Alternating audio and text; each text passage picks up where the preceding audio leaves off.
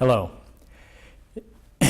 Once you put people in an organization, then you need a new set of tools to go forward. We've looked at how organizational designs work. We've looked at how changes in the centralization of decision-making, modifications to the authority process affect the big functioning of an organization. But in the end, there are human beings in each one of those small boxes on your org chart. And if those human beings don't know what they're supposed to do or don't want to do the things that you need them to do, then your organization will be a failure. In this unit, we're going to look at how we motivate people to do the work we need them to do inside the organization that we have built. Now, some definitions. Motivation, the intention of achieving a goal leading to goal-directed behavior.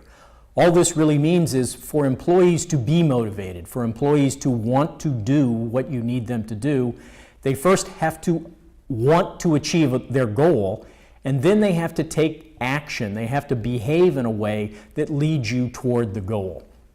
So motivation is a very broad, general thing. The idea of getting people to do things in a general way.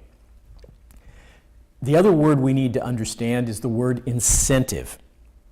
An incentive is something that incites or has the tendency to incite to determination or action. In other words, an incentive is a very specific thing that makes an employee take an action. So remember, motivation is a broad general topic. Incentives are very specific tools that we use in designing systems of motivation. Now, there are several theories about how human beings are motivated or how human beings motivate themselves to take actions. Because human beings are really complex, the theories that describe them are really complex. But they can be grouped in certain ways. Needs-based theories look at motivation and they say people are motivated to satisfy their own needs. We eat because we are hungry. We run because we are afraid. And so these theories start with human needs and describe how an organization can design jobs and can provide incentives that give employees a reason to behave in a certain way in order to meet their needs. Process-based theories of motivation assume that human beings are rational decision makers and that those people are going to analyze the situation, look at the incentive and ask themselves, if I want that incentive, is it worth what I have to do? Is it worth displaying the behavior that I have to behave to earn that? And that employees are going to make their decisions based purely on their own assessment of what's best for them. So when we talk about incentives, the classic model is the carrots and sticks. We've probably all seen a picture of a donkey who's being led with a carrot dangled in front of his nose, and in which he's being beaten to make him move faster. And essentially, those carrots and sticks represent rewards and punishments, which are simply positive and negative incentives. So the carrot, that's a very positive incentive. It's something that an employee wants, that they move toward that. They behave in a certain way because they want to receive that reward.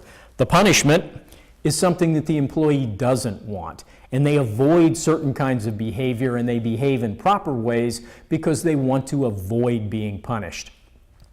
Human beings are actually much more complex than donkeys, and so as a result, designing those carrots and sticks incentives also much more complex.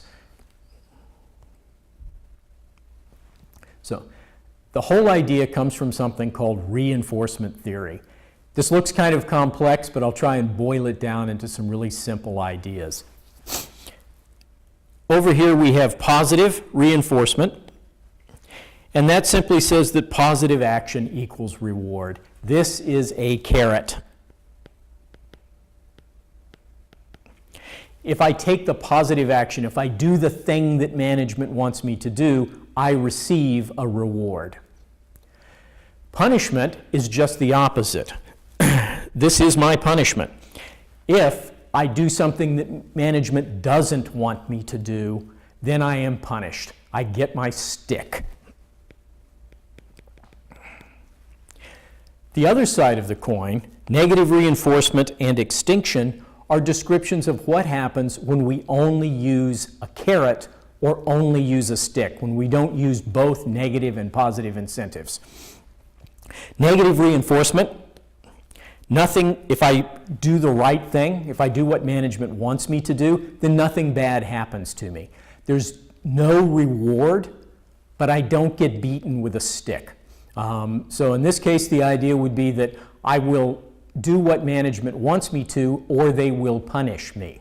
But there's no positive action, no positive reward given when I do the right thing. Extinction, just the opposite. When I do the wrong thing, when I do something that management wants me, doesn't want me to do, then nothing good happens. I don't get beaten with a stick, but I also don't get a carrot. Now the thing to remember here, this side of the equation can work, but this one, positive reinforcement and punishment, are far more effective in the long term at motivating employees to do what you want them to do.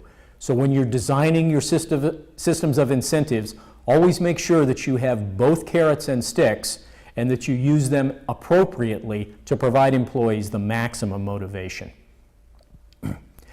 A little more definition, rewards can be either intrinsic or extrinsic. That is, they can come from the inside. We can literally give them to ourselves, or they can be given to us from the outside. Intrinsic motivation, we do something because it makes us feel good. We gain a sense of achievement, a sense of accomplishment, we have fun, we meet a challenge, we feel like a better person. This model is really, really popular, for example, with not-for-profit and charitable organizations. If Habitat for Humanity organizes a project to build a house for a poor disabled person who's unable to care for themselves, none of the workforce, who are all volunteers, gets any extrinsic reward. They're not paid. They don't get certificates. They don't get anything except this great sense of achievement and accomplishment. They did something important that made the world a better place. That's an intrinsic motivation. Those people are literally motivating themselves because they want to feel a certain way about their own behavior. Extrinsic motivation, we do something because we want to earn an external reward. This is the model most popular with businesses. We give employees something practical and valuable in return for them behaving the way we want them to. And these can be very financial things. We can give them bonuses. They could be a certificate of praise. It can be recognition from management. You're the employee of the month, things like that. It can be recognition and praise from your peers, from those people you work with who are not managers, but who recognize that you, among them, did the best job that day. And their praise is actually a form of external reward. So intrinsic motivation, popular with businesses. When you're designing these systems, you look for ways in which you reward somebody for doing the things that you want. Intrinsic motivations, you help them see connections between what they should do and how it will make them feel. Now, we're going to look in future units at multiple different theories of motivation, but the thing I want you to remember, human beings are incredibly complex. No single theory of motivation can ever explain all of us completely. So as a result, managers need to be aware of a broad variety of motivating theories and use those as necessary to gain the results that they need, to get people to do what they should do within the organization. I would encourage you to read the chapter associated with this unit and to review the unit questions and try and answer them on your own. If you're at all confused about motivation and incentive systems, please feel free to review this video as often as you need.